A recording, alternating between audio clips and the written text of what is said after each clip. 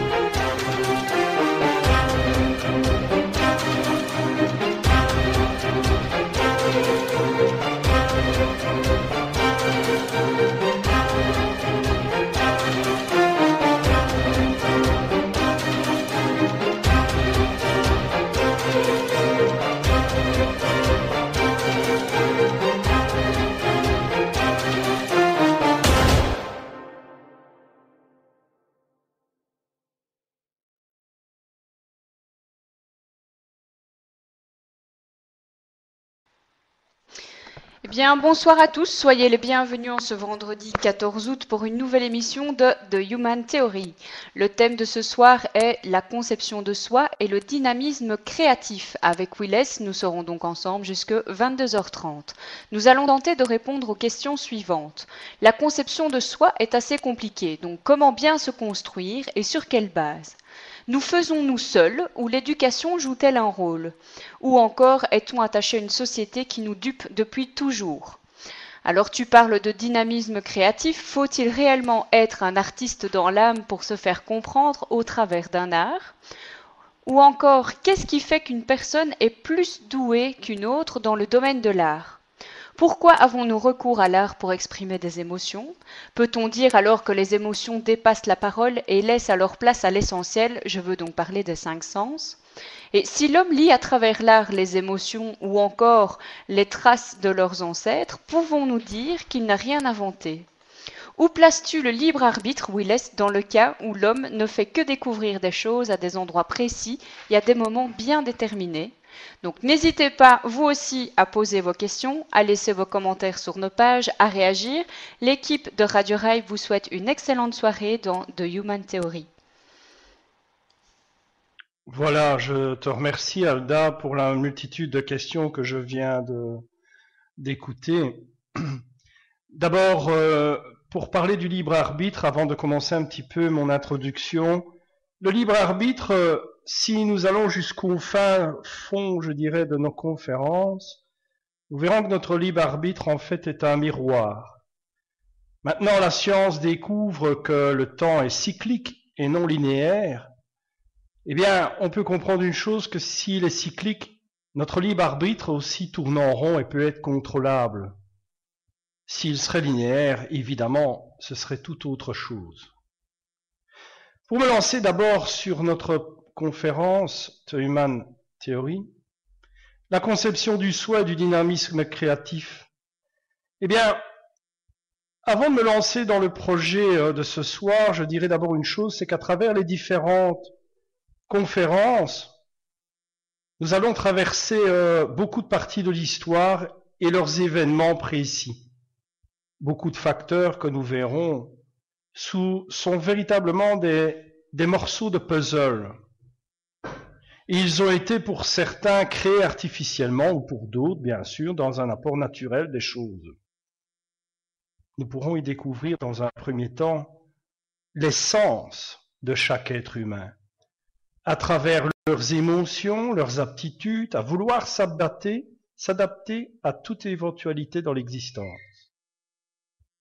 Mais il faut comprendre une chose, c'est que chaque web, chaque sujet a un double sens. Le premier sens, c'est celui que vous connaissez en général, la finalité. Et le double sens, c'est qui profite de cette finalité, qui connaît déjà à l'avance cette finalité, qui se sert de cette finalité. Ça, c'est la face cachée de la médaille.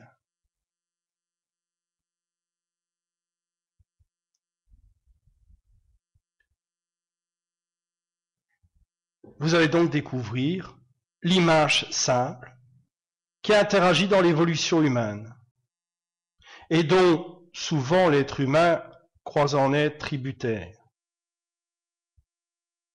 Chaque image garde toujours quelque chose derrière.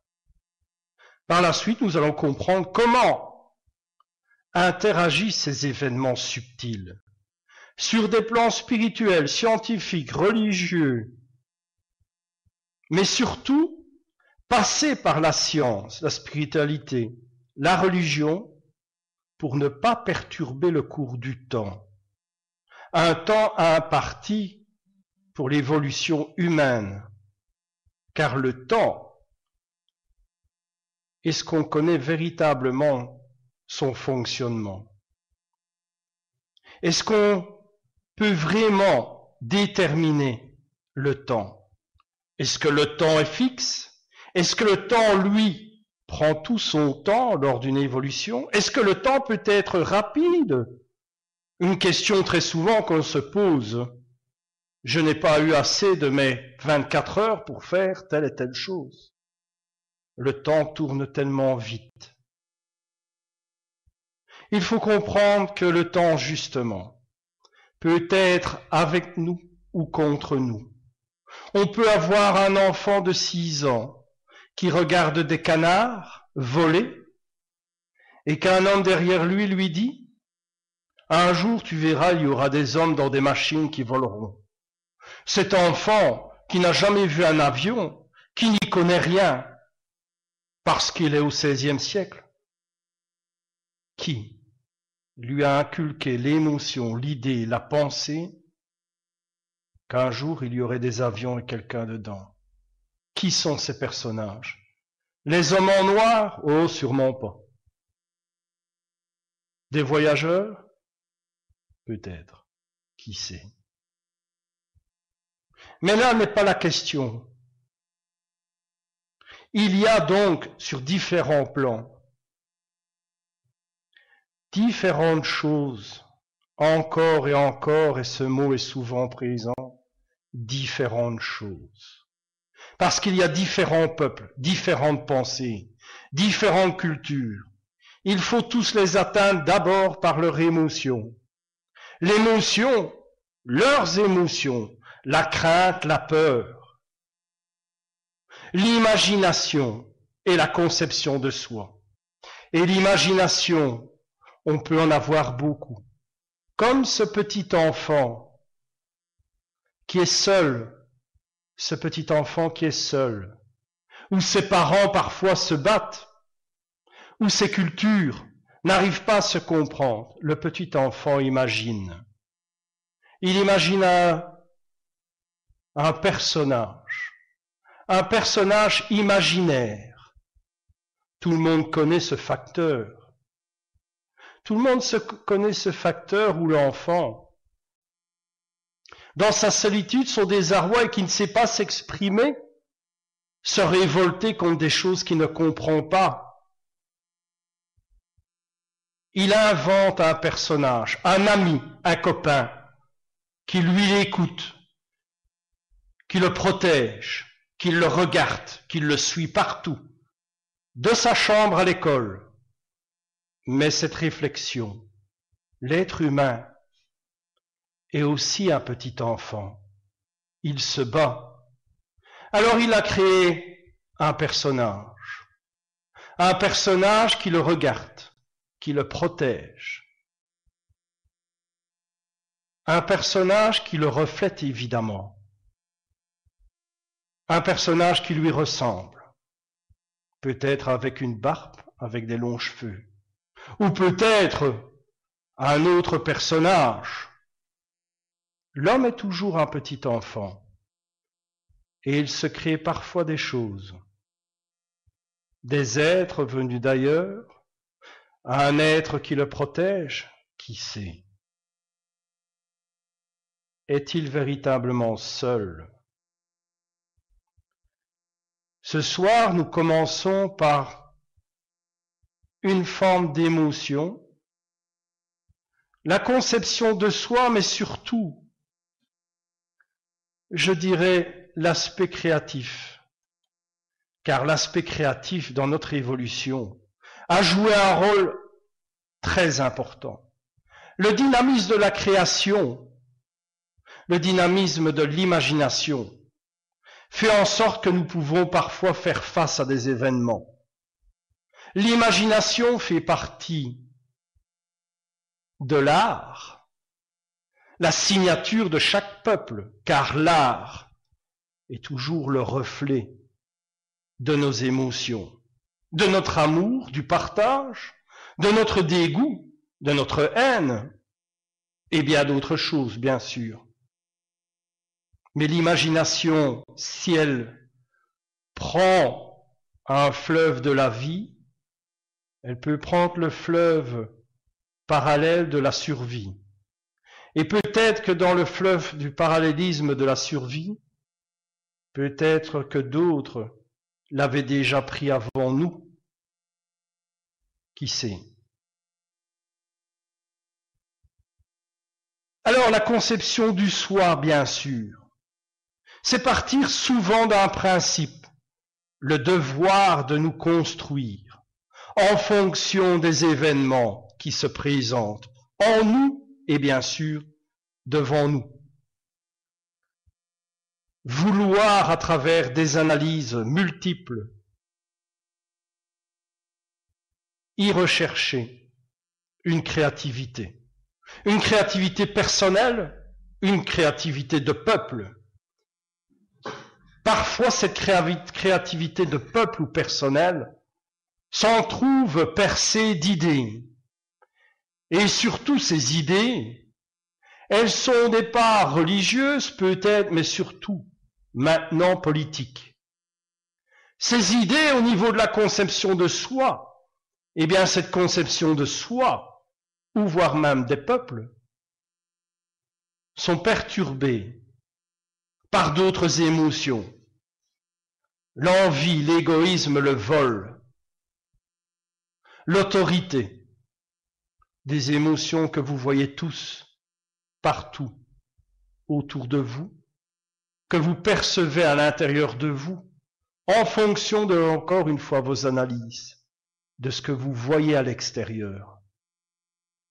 Tout ça est transformé sur diverses images.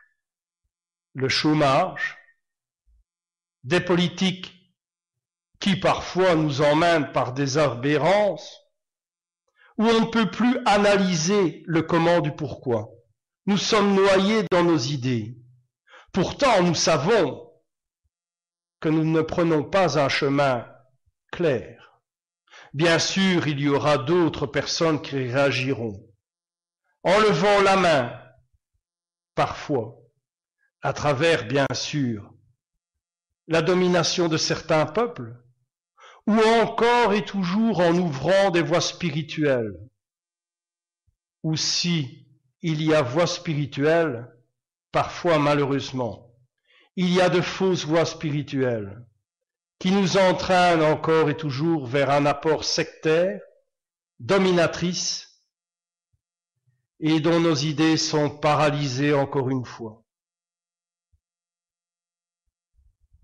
La conception du soi. depuis l'aube des temps, depuis que l'homme s'est relevé et a commencé à marcher. Je dis bien, depuis que l'homme s'est relevé et s'est mis à marcher. Il y a eu ce dynamisme où dans sa mémoire il s'entrechoque des souvenirs perturbants qu'il a essayé de maintenir phonétiquement, et nous verrons plus tard dans nos conférences, mais surtout à travers des mythes et encore des légendes. Le dynamisme certain se le crée très souvent quand on ne sait pas s'exprimer. On se tourne, comme je le disais tout à l'heure, vers l'art. L'art est extraordinaire. Je crois que vous l'avouerez. L'art est extraordinaire. Nous avons énuméré, évidemment, et je ne vous l'apprends pas, 7 arts. La sculpture, l'architecture, le dessin, la peinture, la musique. Oh, la musique. Oh, cette musique merveilleuse, celle qui nous rapproche tous. Encore une fois, à travers nos cultures, nos souvenirs, notre envie de tenir le coup. Oh, la musique. Ceux qui ont pris le fleuve de la survie connaissent bien cette musique.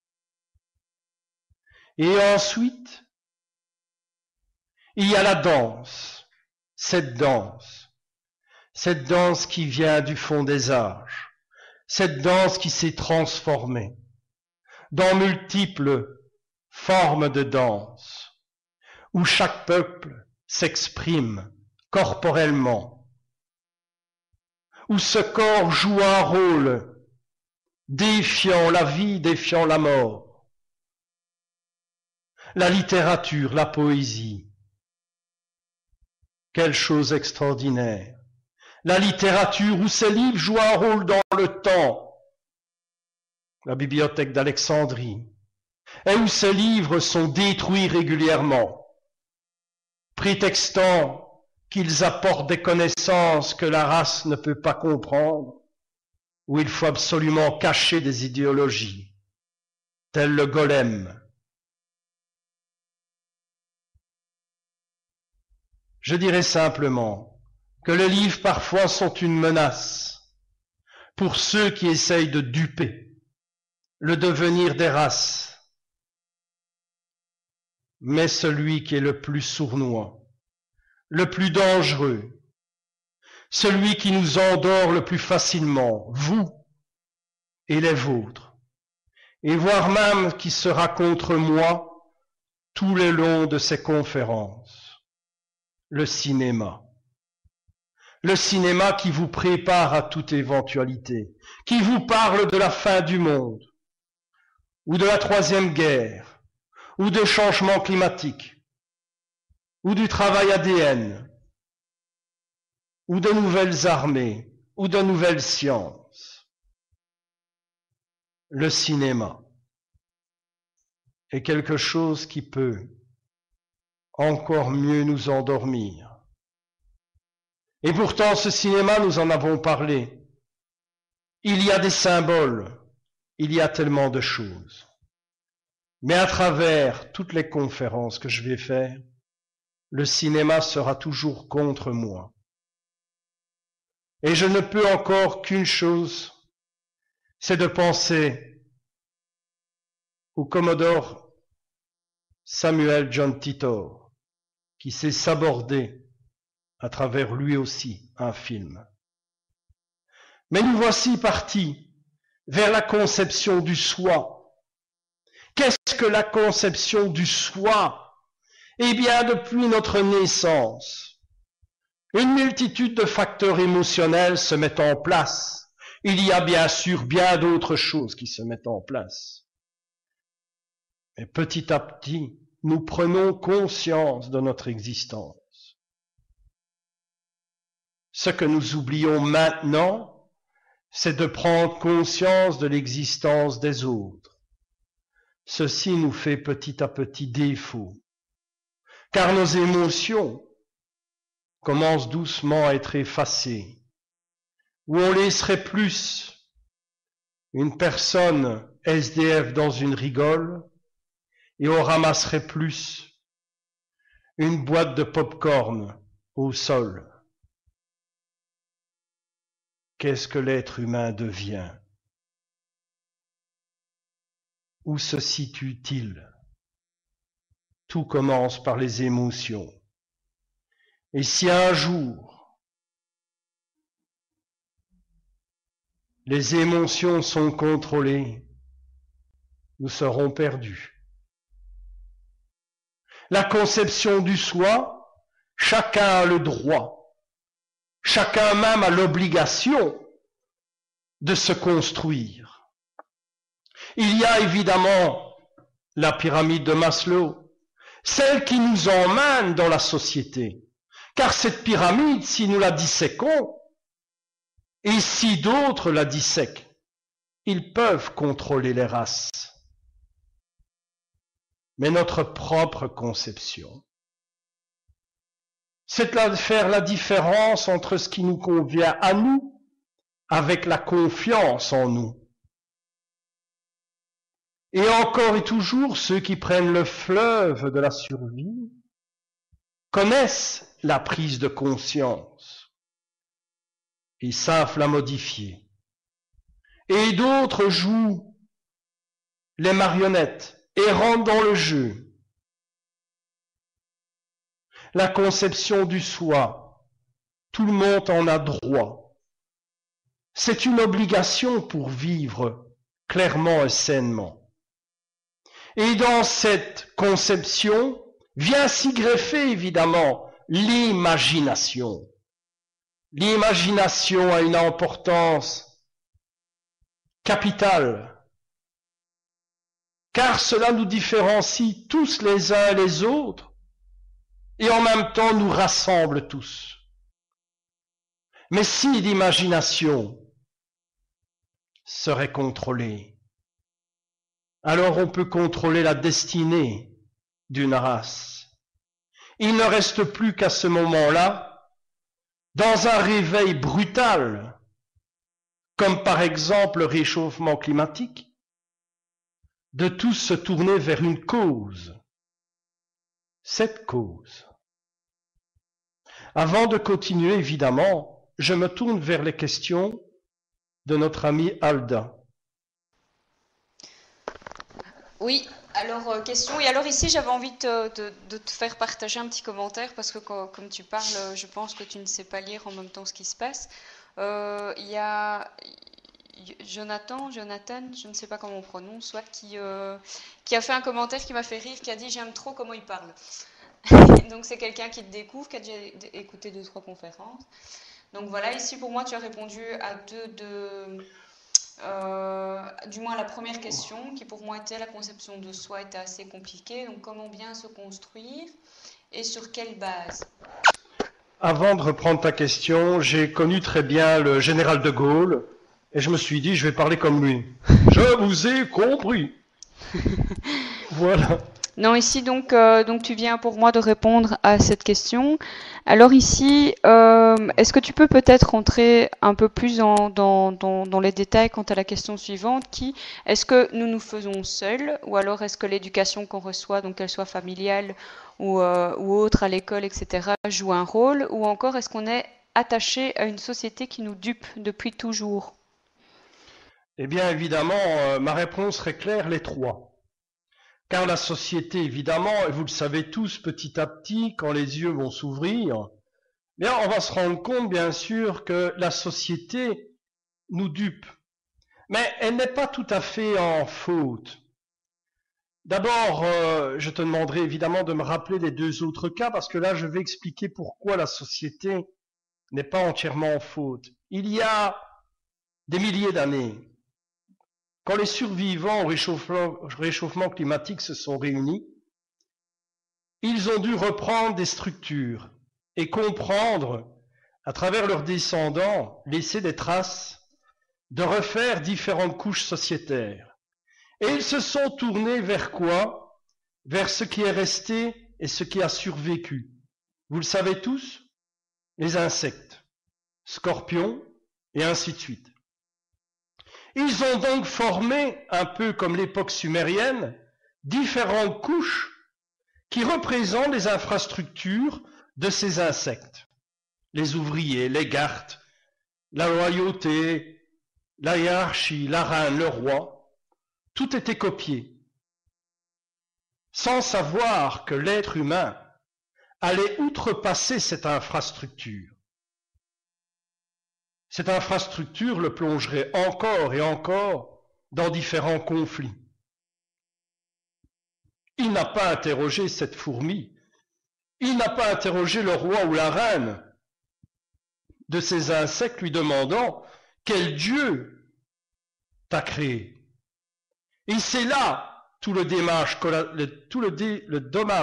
collatéral qui s'est créé. Car nous sommes évidemment divisés.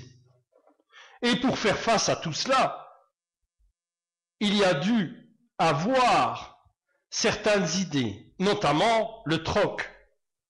Car dans l'infrastructure de fourmis, il n'y a pas de troc. Mais aussi, quelque chose d'important. Prenons le cas des fourmis. Eh bien, quand une fourmi n'est plus utile, elle est chassée ou tuée. Elle est détruite, effacée. J'aurais peur et froid dans le dos de voir que tout le long de notre existence, nous avons fait la même chose, jusqu'à même créer des camps et brûler des gens, jusqu'à même cibler des peuples pour les détruire. Quel drôle de parallélisme. Mais qui est derrière tout ça? Chaque chose en son temps. La société nous prend en charge dès notre naissance et nous oblige à suivre un chemin où celui qui est un rebelle ne trouve aucune place non seulement dans la société, mais est destiné aussi à être écarté et à partir en vrille dans l'espace de l'ignorance. La société a essayé en vain de mettre en place des piliers qui nous font maintenant défaut. Nous arrivons petit à petit à la fin.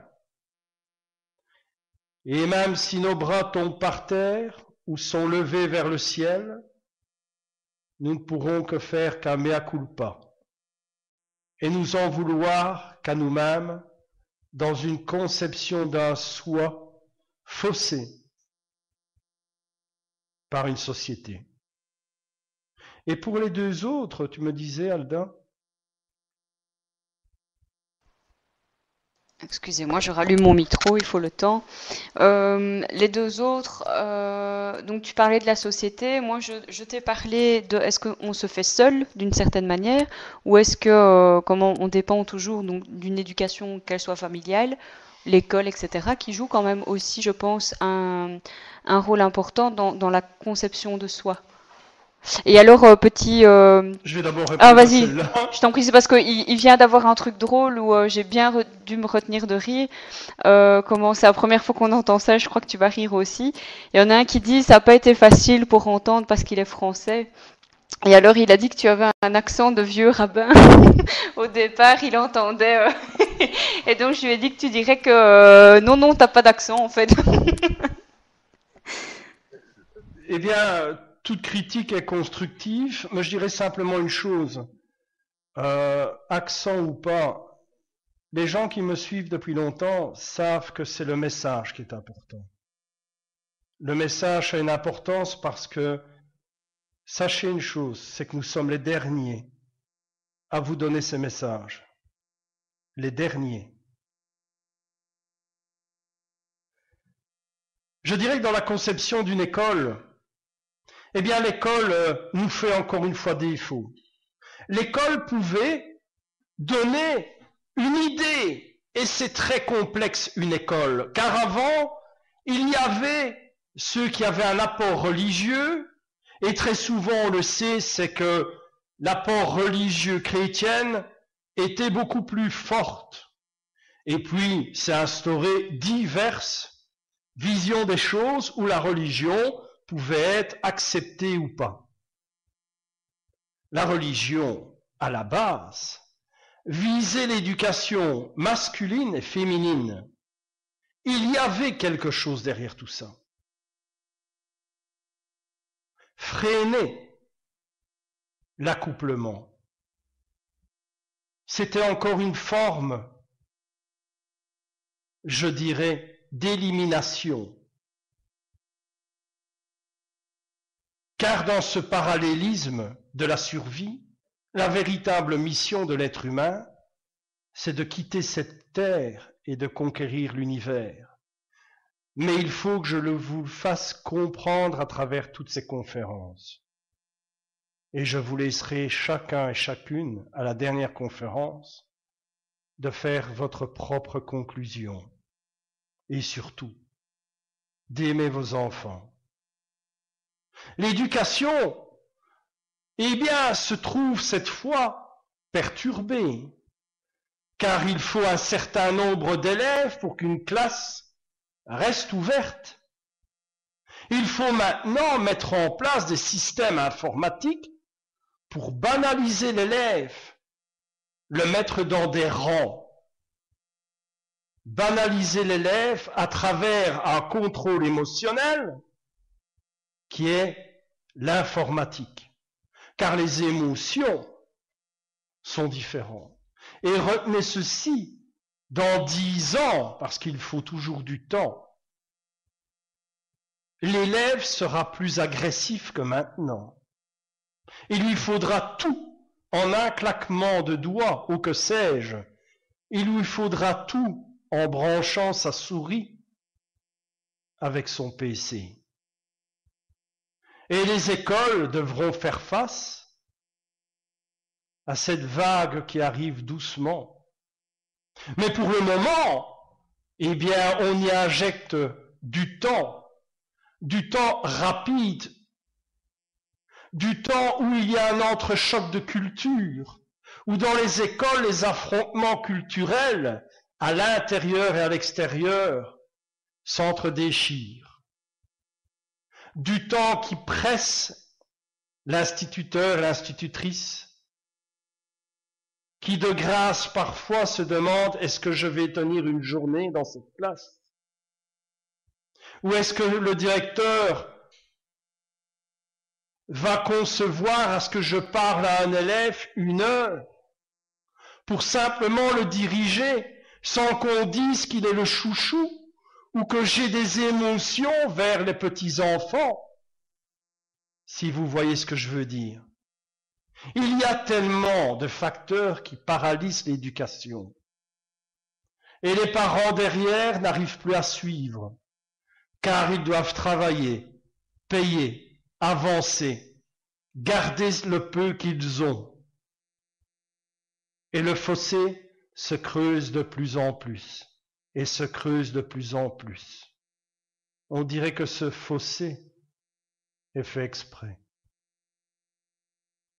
L'éducation familiale, lui, c'est tout au tout, car les parents passent leur savoir ou leur envie que leur enfant avance, soit mieux que les autres. C'est un espoir, c'est encore une émotion. L'éducation est simplement en fait une espèce de grand grain manipulé et dire que dans les prochaines années, les enfants resteront chez eux pour étudier à travers l'informatique et quand le chaos s'instaurera, ils iront rejoindre les premiers pionniers qui auront fait des infrastructures naturelles, où on apprendra ce qu'est une fleur, on apprendra comment respecter cette fleur, comment apprendre et gérer l'oxygène, comment vivre les derniers moments. Et quand cet oxygène, les enfants prendront conscience qu'il faut d'abord de l'oxygène avant de cliquer sur un bouton d'un PC, eh bien le réchauffement climatique le rattrapera et lui dira « il n'y a plus d'oxygène, il n'y a que de l'eau et un seul continent. » Mais chaque chose en son temps. Et la troisième, Alda?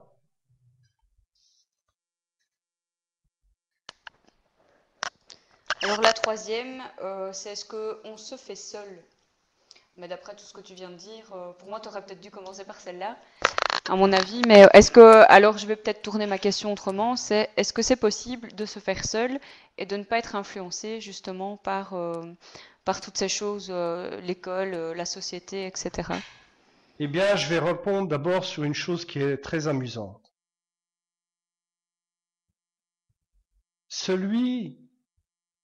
Je vais parler dans mon jargon, celui qui se ramasse des claques, très souvent se retrouve seul. Même s'il y a des gens autour de lui, cette claque, en fait, le fait bouger. Et Dieu sait, si je peux m'exprimer comme ça, que chacun d'entre nous, nous avons eu des claques, et très souvent, nous avons dû nous relever seuls. Et quand nous sommes dans l'allégresse, la joie, la plénitude, tout le monde vient vers vous.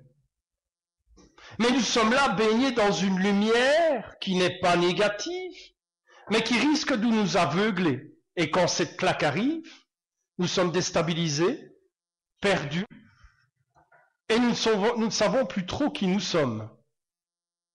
Et c'est à travers parfois ces enchevêtrements de spiritualité, que certains se jouent de nous et inventent de tout et n'importe quoi pour nous laisser dans une allégresse, mais une fausse. Mais pourtant, celui qui reçoit des claques, celui qui se relève chaque fois, cette allégresse n'a pas de prix parce qu'il est debout. Et il dit, je suis debout. On m'a fait tomber. On m'a trahi. Je me suis trompé. J'ai fait un mauvais jugement. Mais je me relève avec dignité. C'est une vraie allégresse. Et encore mieux, de dire à ceux qui sont autour de nous, quand vous tombez, quand vous êtes trahis, écartés, ou voire même plongés dans la solitude à cause d'événements, relevez-vous et ayez la conception du soi, de votre soi par la volonté. D'autres l'ont traduit aussi comme une foi, la foi de se relever. Mais vous savez, dans l'histoire, la foi, beaucoup s'en ont servi pour envoyer au front, que ce soit des Templiers, des esclaves ou d'autres, parfois au nom de la foi. Mais la volonté, où l'esclave retourne dans son pays coûte que coûte, même si le temps lui prend le temps, ou le Templier, envoyé au nom de Dieu, tuer ses semblables à cause d'une religion, à cause d'un savoir différent. Quand il revient en terre de France, d'Angleterre, il revient avec une connaissance et une clarté. Il a la volonté d'apporter une autre vision des choses tout en gardant cette éducation religieuse. Et là, on l'attend, car la foi, il l'a encore, mais elle est modifiée. Alors on le brûle sur un bûcher. Philippe le Bel, lui, sur son lit de mort, dit « Il faut encore tuer les Templiers. Il faut trouver ces moines Templiers. » Et il crée les Illuminati. Et demande d'abord, au départ, car il a ses instances et ses espions au Vatican, auprès des papes, de créer un virus, les Illuminati, pour qu'ils désinforment, contrôlent, détruisent, pour que l'être humain ne sache pas qu'il n'a jamais été seul. Je me tourne vers une autre question. Il y a une question d'internaute ici. Est-ce que la religion, ce n'est pas ce qui a empêché l'homme de se révéler à lui-même? Il est clair et certain, comme disait Mao, la religion est un poison. Nous avons eu besoin, évidemment, de croire en quelque chose. Cette religion, évidemment, perd tout son sens quand on tue des gens de tous les moyens possibles. Cette religion perd tout son sens quand un peuple est enfermé et destiné à être éliminé. Et pourtant, pendant 5000 ans, il garde la volonté de vivre et de survivre. Il y a des religions qui partent d'un point commun, celui du partage, celui de vivre en communauté, et risquent même de tuer encore atrocement, encore aujourd'hui. La religion peut être une forme de carcan, où nos idées sont souvent soumises à notre religion. Cette religion, en fait, nous met nus vers nos responsabilités. Et comme nous nous retrouvons nus, et ce n'est pas toujours évident, nous avons très vite le réflexe de postposer nos erreurs de jugement sur les autres. Et cette erreur de jugement, il faut qu'on nous les pardonne. Alors on se tourne, évidemment, vers une religion. La religion a eu tout son sens pour nous mener maintenant à la technologie. Car la technologie, elle, en robotique, en cybernétique, n'a pas de religion. Car c'est ça la dualité. Le jour où nous nous trouvons devant une intelligence artificielle, c'est peut-être l'intelligence artificielle qui va nous ouvrir les yeux et nous prouvera peut-être A plus B. L'avenir nous le dira peut-être. Peut-être. Pour le moment, la religion est toujours présente par les gens qui ont connu l'éducation religieuse, où on pourrait, comme je l'expliquais récemment, où le buisson ardent, qui est une métaphore, reconnaissons-le, mais prenons sur l'aspect primaire, le buisson ardent qui ne brûle pas, qui ne se consume pas, comme un hologramme, comme une technologie enfouie. Il y a tellement de choses que, quand la religion s'éteindra, doucement, car la religion est aussi positive, c'est aussi de nous donner la volonté de survivre à des événements et d'affronter parfois la mort, ou peut-être aussi de savoir donner le pardon. Il faut toujours, à travers chaque événement, laisser un morceau de l'iceberg pour que l'être humain, lui, se dit et soit convaincu de la chose même. Mais le reste de l'iceberg, qu'en est-il? Est-il capable, au XXIe siècle, de comprendre l'autre partie de l'iceberg? Ce serait extrêmement difficile, car nous pouvons parler d'énergie, de vortex, de changement d'ADN, de modification cellulaire. Apprenons-nous d'abord à nous connaître. Apprenons-nous à nous connaître à travers nos véritables émotions. celle où il n'y a aucun carcan, aucune loi, celle où nous pouvons tous nous donner la main, nous échanger, des regards, des gestes, et peut-être nous rendre compte que chaque langue vient d'une seule. Qui sait?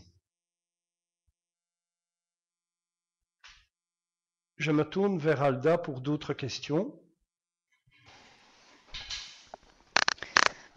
Oui, on va passer maintenant, si tu veux bien, à l'aspect du dynamisme créatif. Donc, tu parles de ça.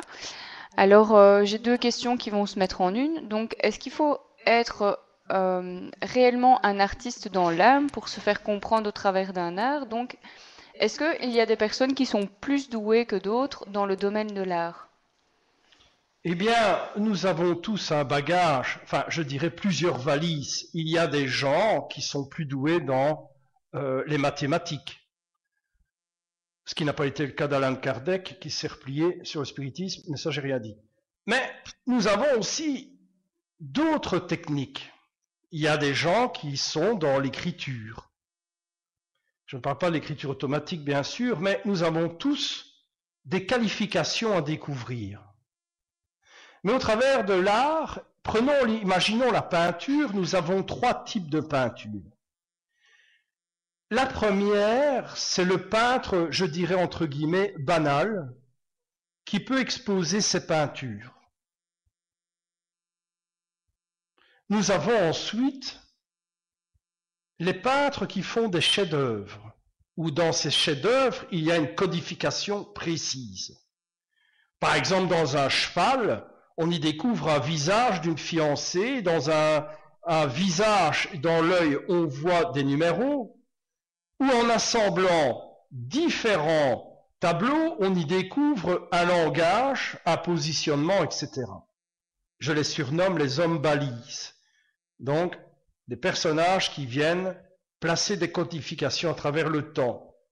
Et puis, nous avons, moi, c'est-à-dire que quand nous avons des moments devant nous d'inspiration créative, nous nous tournons par exemple vers une peinture. C'est le cas de nos stages où nous apprenons à redécouvrir à travers les couleurs, les émotions, la connaissance du soi et des autres.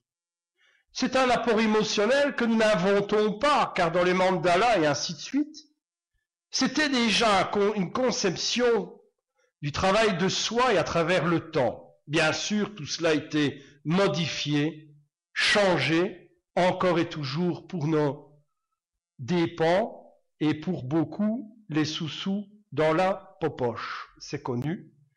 Et là, bien sûr, nous sommes perdus. Les stages que nous faisons et que nous partageons, c'est redécouvrir le choix émotionnel et bien sûr le choix des couleurs personnelles. Eh bien, vous le faites parfois instinctivement.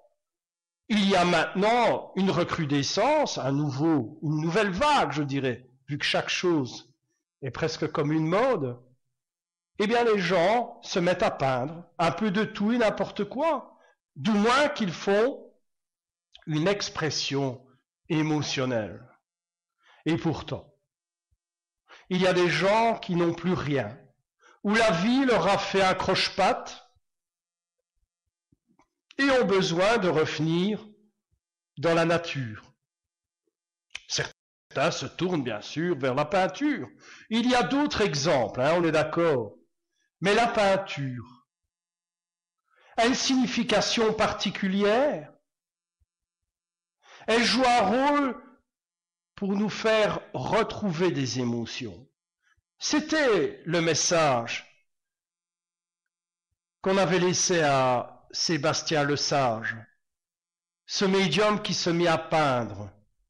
Il y en a d'autres, évidemment. Sauvegarder l'émotion à travers les couleurs, que d'autres, que la peinture ne serait pas la plus appropriée. Pourtant, il existe quelque chose qui vient s'y greffer. Car si on utilise la peinture émotionnelle, il y a le geste et il y a la parole. Et oui, parce qu'il existe en fonction de la couleur et des émotions, des gestes qui s'y associent, et parfois même la parole. Dans nos stages, et sans faire de publicité, nous les avons associés, bien sûr, avec un appareil simple qui vient des Templiers. Mais ceci est une autre histoire, chaque chose en son temps. La peinture ou le dessin est quelque chose d'expressif, quelque chose qui traverse aussi le temps. Chaque être humain, même s'il dessine mal ou fait des peintures, je dirais catastrophiques, c'est mon cas, mais c'est l'émotion, sa volonté de le faire, sa dispersion émotionnelle vient se remettre sur un tableau. C'est quelque chose de magnifique.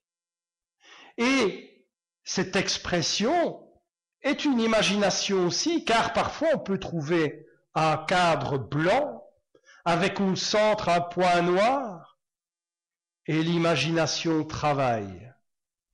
Où on se dit au bout de ce point noir, c'est un tunnel, il y a quelqu'un qui me fait signe, où ce point noir représente ma position dans la société.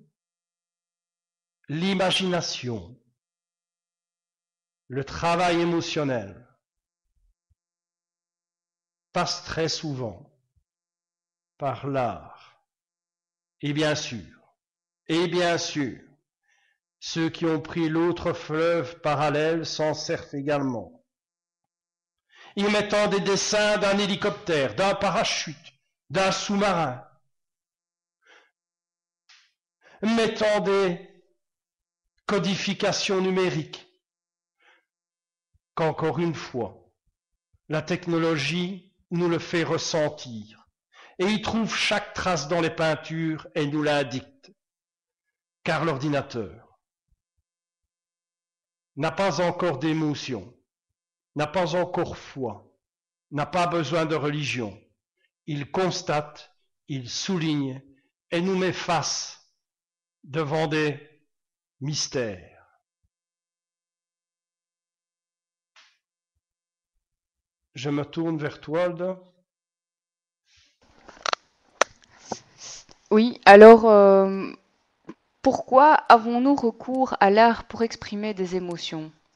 Donc pourquoi est-ce que quand on va bien, qu'on va pas bien, qu'on a envie d'exprimer ce qu'on ressent, en général, on a recours à l'art et que à ce moment-là, on va dire que les émotions dépassent alors la parole et laissent place à l'essentiel. Et à ce moment-là, je veux parler des 5 sens, où je reviens avec l'explication que tu as donnée tantôt par rapport aux 7 les 7 arts, donc avec le cinéma, la peinture, la musique. Tout ça fait... y a le goût qui n'est pas encore représenté. Et je me demande si la cuisine ne va pas apparaître comme un art aussi. C'est le cas actuellement parce que la nutrition devient une grande place sur le marché, les sous-sous dans la popoche. Mais il y aura une vague sur les compléments alimentaires très forte parce que l'alimentation va quand même manquer et on veut sauvegarder l'image de l'alimentation. Mais il y aura beaucoup de choses au départ qui vont jouer un rôle sur le fonctionnement de l'alimentation parce que si nous avons une alimentation saine, correcte, des organes que nous avons éteints à l'intérieur de nous vont se réveiller, comme disait le comte de Saint-Germain. Et là, nous risquons d'avoir une vision différente des choses, une pensée différente. Vous le savez tous, un soldat qui mange mal, ça a été mon cas au Rwanda et au Kosovo, un soldat qui mange mal, réagit mal, pense mal, est fatigué.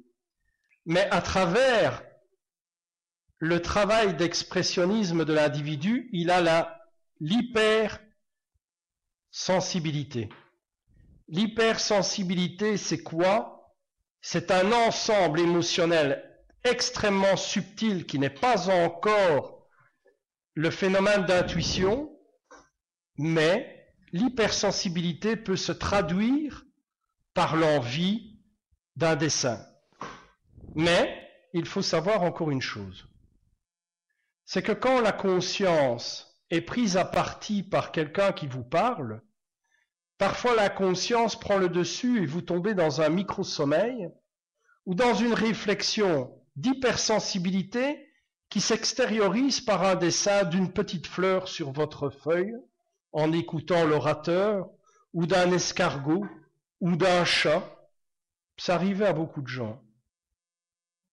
La nutrition est un facteur essentiel pour que notre corps se réveille. Encore et toujours les médias ou beaucoup de choses qui font que nous prenons ça pour un jeu, pour un acquis. Car tant que l'être humain y voit un jeu, une supériorité entre pays culinaires, il ne trouve pas réellement la clé, car chaque être humain est destiné à se nourrir, mais il doit se nourrir en fonction de plusieurs critères. Son environnement, ce qu'il y a comme rentrée d'argent, un tas de critères qui peut le paralyser, sans compter évidemment les chaînes alimentaires, et là ce sera un vaste sujet évidemment, ça peut partir de l'eau jusqu'au reste. Est-ce que tout cela est véritablement naturel? Ou est-ce que cela est voulu? Alors on pourrait dire oui, c'est voulu parce qu'il y a un nouvel ordre mondial qui met des conservateurs, qui met des poisons, enfin tout ce que vous voulez. Mais alors expliquez-moi pourquoi l'être humain, il y a des siècles en arrière, n'avait déjà plus certains organes qui ne fonctionnaient plus. Curieux. Très curieux. Alors ne jetons pas toujours sur le critère du nouvel ordre mondial, mais allons voir plutôt dans le passé. Qu'est-ce qui s'est passé dans le passé pour que l'être humain soit modifié, manipulé, contrôlé, dirigé? Est-ce que nous avons fait une erreur? Est-ce que nous n'avons pas négligé quelque chose? Est-ce qu'on n'aurait pas négligé notre terre?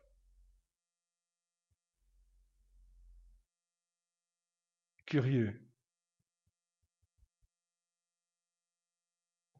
Alors voilà. Il y a une question d'internaute ici qui demande est-ce que l'année 2046 évoque quelque chose pour toi? Pour l'année 2046, il y a différents changements. On rend compte déjà et on se rend compte surtout qu'on peut programmer les esquisses des premières télépathies dans le temps. Mais on remarque aussi plusieurs changements par rapport aux, aux informations que John Titor avait données dans les années 90. Il faut savoir une chose, c'est que en 2046, la robotique, et je ne parle pas évidemment comme John Titor a fait, c'est de se saborder avec un film célèbre en nous laissant un dernier message sur Terminator, mais simplement de nous faire comprendre que la technologie deviendra de plus en plus intelligente. Et comme vous savez, récemment dans les médias, certains scientifiques, théoriciens du phénomène quantique et bien d'autres chercheurs nous alertent déjà sur les dérives de l'artificiel. Mais, l'artificiel, la technologie, est tributaire pour le moment de quelque chose d'important. Une productivité électrique. Pour le moment, ce n'est pas encore la source primordiale, tout le monde le sait. Non, on est quelle date aujourd'hui? 2015. Non, ils savent pas encore. On est le 14 août 2015. Ouais, donc ils savent pas. Mais enfin, on va le mettre quand même dans l'enregistrement. Ouais, on va faire ça. Donc, vous savez, je vais prendre par les bas, si tu permets, c'est mieux. Alors voilà, je m'explique. Vous savez tous que votre ordinateur travaille par de l'électricité. Vous me voyez venir le jour où il n'y a plus de jus. Encore une fois, comme je vous ai dit au début de ma conférence, ce serait le cinéma qui serait contre moi. Vous avez déjà eu un avant-goût de ce qui peut arriver avec différents feuilletons et films. Je ne vous invente rien. Mais tout fonctionne à l'électricité. Et de grâce, souvent je le dis,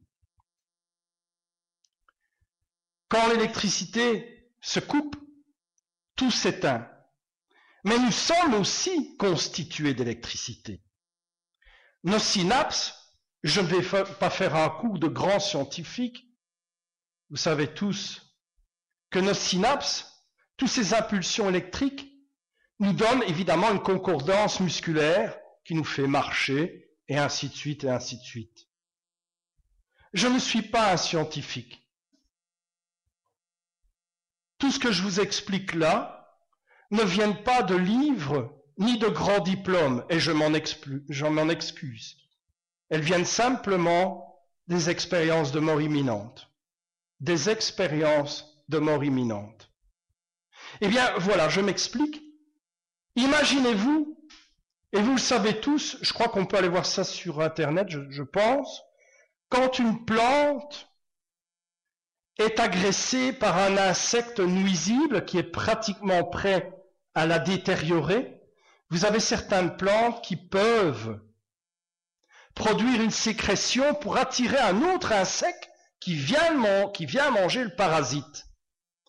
Imaginons que dans un premier stade, la couche d'ozone laisse passer différents rayons, que ces rayons, évidemment, interagissent sur les systèmes électriques et les systèmes, je dirais, artificiels. Ce qui sera le cas pour Ricard. Mais ceci est une autre histoire, prenons notre temps. Eh bien, imaginons-nous que notre Terre peut produire, elle, une substance pour éteindre non pas un système artificiel, mais un réseau électrique que nous avons évidemment dans notre boîte crânienne. Eh bien, nous allons en parler dans ces conférences plus tard, évidemment. Chaque chose en son temps. Mais il faudra que l'homme trouve une énergie qui ne soit pas faible. Eh bien, depuis 15 ans, sans le savoir, des scientifiques y travaillent. Je dis bien, sans le savoir. Pour eux, ils mesurent d'énormes plaques de pierre. Vous vous rappelez certainement où on a retrouvé de grands mégalithes qui sont parfois inforables, incassables, on ne sait pas d'où ils viennent. Ils ont été en fait transportés. Mais chaque chose en son temps. Mais si vous prenez ces immenses blocs et que vous les pressez avec une machine très précise, elle produit une force. Qui dit force dit énergie. Je viens de vous décrire, bien sûr, c'est pas concevable maintenant, la nouvelle énergie qu'il y aura dans les vaisseaux spatiaux. Eh oui.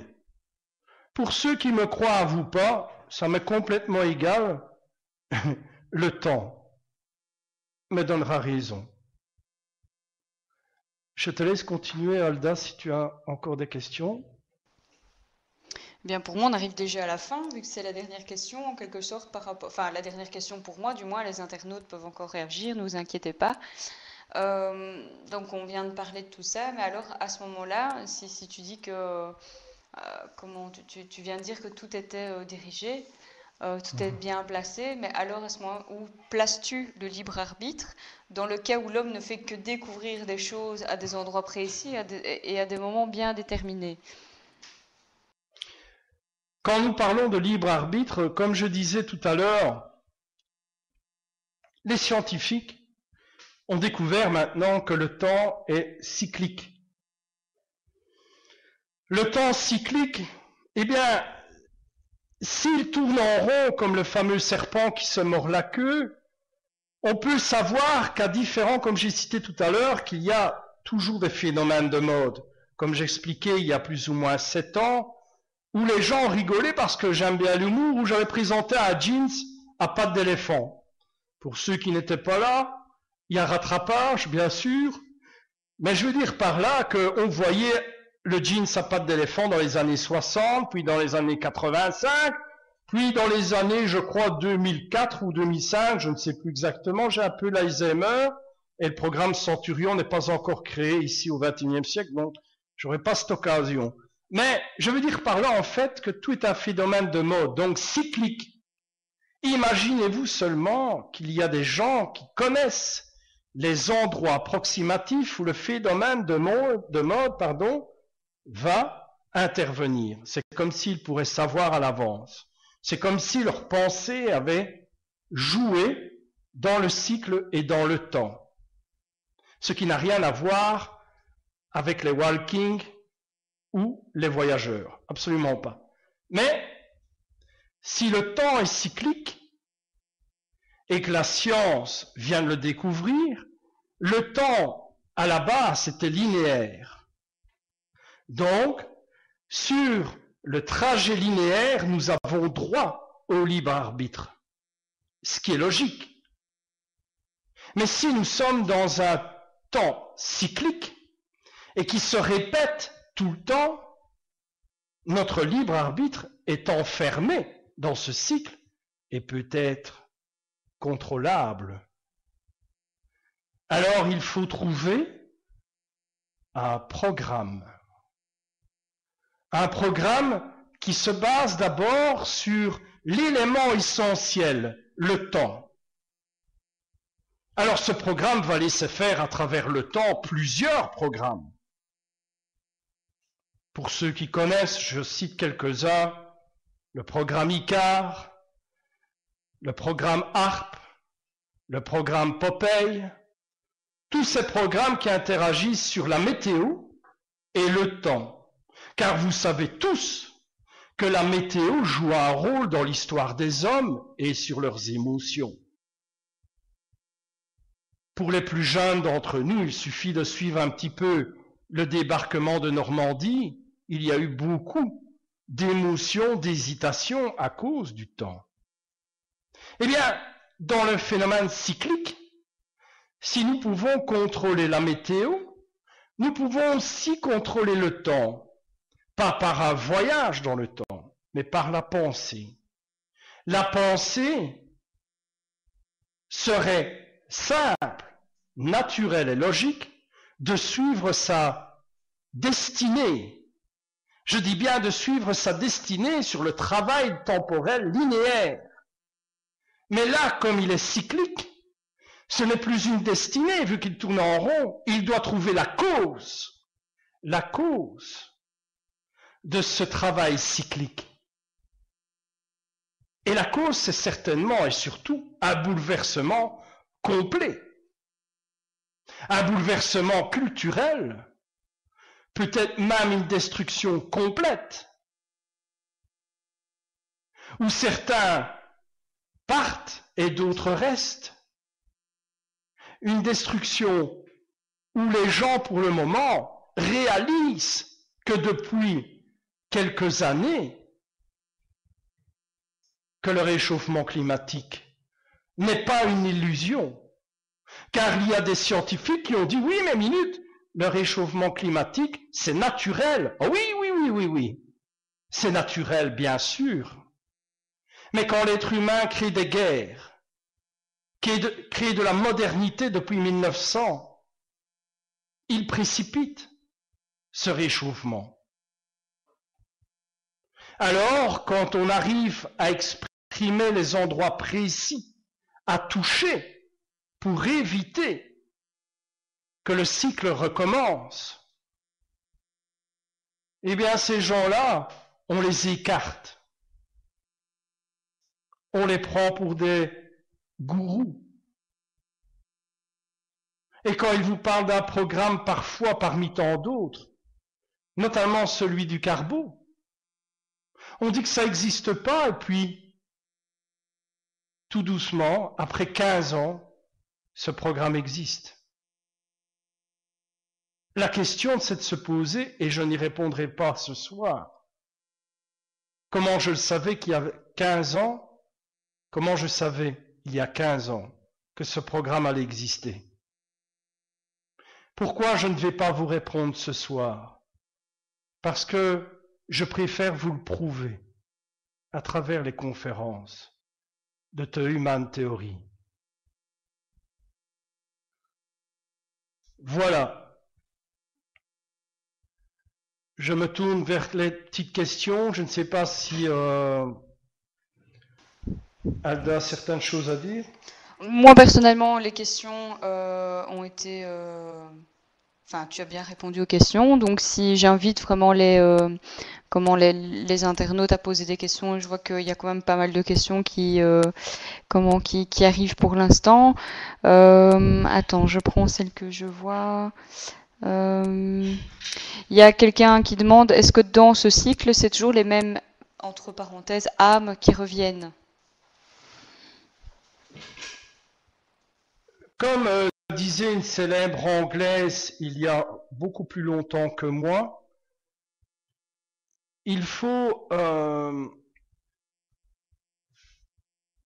interagir en fonction d'un enregistreur. C'est-à-dire que j'ai pris ce terme pour faire comprendre aux gens une bande de données. Chaque bande de données inscrit en fonction de ceux qui partent, ceux qui meurent, c'est ça que je veux dire, tout ce qu'il a laissé comme trace. Car quand le cycle sera brisé, s'il est brisé, nous devrons repartir sur un trajet linéaire et ne plus faire la même erreur sur ce trajet. D'accord?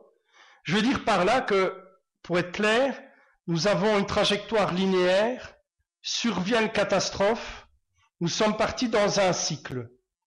Imaginons qu'après 5000 ans de cycle ou 400 000 ans de cycle, nous arrivons à sortir du cycle et de reprendre notre trajectoire linéaire. Il est possible, évidemment, que nous retombions dans un cycle. Alors il nous faut quoi? Il nous faut exactement plusieurs choses, mais deux principales. La sauvegarde de la mémoire à travers une bande de données et une sauvegarde émotionnelle à travers l'ADN. Ce que les gens dans le jargon spirituel appellent réincarnation. Eh bien, il nous faut des plans B, vous le savez tous, hein, on est d'accord, quand vous avez des soucis, vous prévoyez toujours en général un plan B. Je ne vais pas dire un plan catastrophe, mais un truc du style, si ça foire ma première, je vais devoir me rendre à l'évidence du plan B. Eh bien, c'est le même, voire même d'autres facteurs. Le troisième facteur, vous savez c'est lequel? On a la bande de données, on est d'accord? On a la réincarnation, on est d'accord jusque-là? Vous vous rappelez, dans la conférence, je vous ai dit que la conception du soi, c'est quand on reçoit des claques. Vous vous rappelez de ça? Eh bien moi, si je donne des claques à des gens comme des hommes et des femmes, je leur éveille des capacités. Ce n'est plus de la peinture. Ce n'est plus de l'écriture. C'est ce que vous appelez, vous autres, médiumnité et voyance. Alors à ce moment-là, je réveille des qualités émotionnelles que vous appelez sens extrasensoriel, et c'est comme ça qu'on peut voir à l'avance, qu'on peut avoir des phénomènes de prédiction. Je ne peux pas tout détailler maintenant, parce que vous le savez aussi, j'aide beaucoup, et je fais en sorte que les voyants et médiums, les vrais, car je ne suis jamais contre eux, j'essaye simplement de souligner ceux qui profitent de ce système pour les sous-sous dans la popoche. Oh oui, bien sûr, il y a toujours rémunération. Ça, je suis d'accord avec ce système. Mais avec le cœur et l'âme. Et ça coince un petit peu. Voici donc 3 systèmes que j'ai expliqués. Et bien sûr, il y en a d'autres. Mais l'heure tourne et chaque chose en son temps, parce que le temps, c'est mon truc.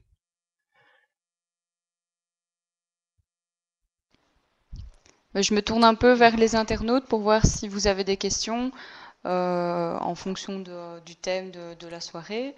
Si jamais vous n'avez pas compris, c'était la conception du soi et le dynamisme créatif, je rappelle. Donc voilà, il reste un petit 10 minutes pour discuter, répondre aux questions. Je vais, si tu le permets, excuse-moi Alba, il y a plusieurs questions, mais le problème c'est que le truc il remonte tout le temps. Mais il y a une question de Jonathan, je lui demanderai justement de me la poser dans un prochain sujet, parce que justement on va en parler de ces sujets-là, et je vais parler rapidement de comment maîtriser le temps. Eh bien, j'avais mis 3 textes il y a 7 ans sur Facebook qui expliquaient les premiers esquisses pour le voyage dans le temps. Le problème, c'est que j'aurais pas beaucoup le temps, c'est le cas de le dire, d'expliquer, mais les premiers symptômes sont ce que justement je prenais, tu te rappelles, du calme, c'est cette manière que quand un professionnel se trouve devant un événement, il a quelques minutes devant lui pour réagir. Enfin, je vais plutôt dire ça comme ça, il a 3-4 minutes où il est en train d'analyser ou un peu perdu, et puis le professionnalisme reprend le dessus, et en avant la musique. Eh bien, dans les premiers tests du voyage dans le temps, c'est exactement ça. C'est que les premières esquisses ont complètement foiré, et d'abord, la personne qui arrive sur place, si on peut dire ça comme ça, eh bien, c'est très simple, elle a une forme d'Alzheimer. Il y a un choc, je dirais, émotionnel, où l'individu ressent qu'il n'est pas du tout à sa place. Mais il faut quand même savoir une chose. Posez-vous quand même la question. Si je vous mets dans un appareil A, donc un appareil A pour aller à un appareil B, on est d'accord jusque-là? Il faut quand même que vous acceptiez quelque chose d'important. C'est que dans l'appareil A, on va vous tuer, on va vous déstructurer et vous reconstruire de l'autre côté. La conception en ce moment-là, de croire et avoir foi en quelque chose, c'est pas évident, sauf, évidemment, s'il y a péril dans la demeure. Évidemment, je ne peux pas trop en parler ce soir, chaque chose en son temps, mais ce que je peux vous dire, sans prétention, c'est pas l'objectif. Suivez ces conférences. Je ne demande rien, ni argent, ni abonnement, ni obligation.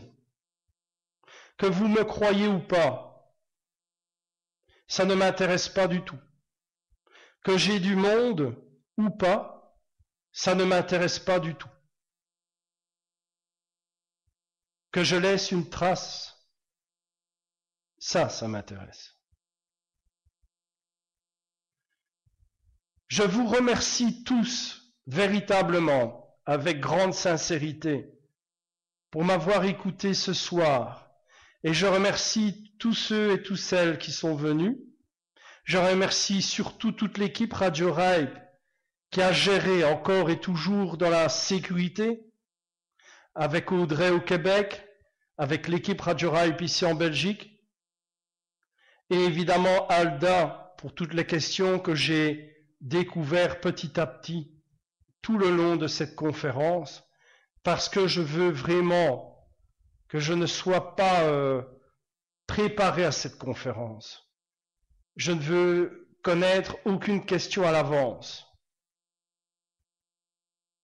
Je veux simplement émettre tout ce qui s'est passé, tout ce qui se passe et tout ce qui se passera après le réchauffement climatique.